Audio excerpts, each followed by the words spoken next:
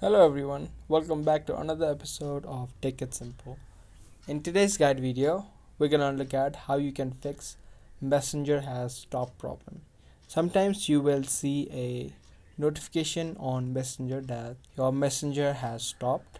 This is normally caused by some kind of bugs. In order to fix the problem, you can follow the steps that I'm going to show you in this video. But before that, make sure that you are subscribed to our channel and also turn on the notifications so you don't miss out on any of our upcoming videos. There are a few things that you can do to fix this problem.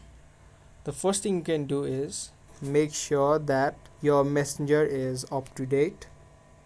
Go to Play Store and check if your Messenger has any new updates. If it has, then make sure to update it because updating apps fixes any kinds of bugs. So make sure that is updated.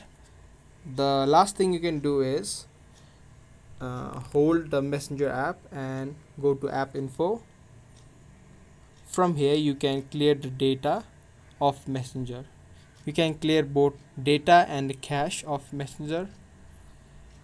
After you do that, make sure that you remember the email address and password of your Messenger, because removing the data of Messenger will also remove email address and password from your device.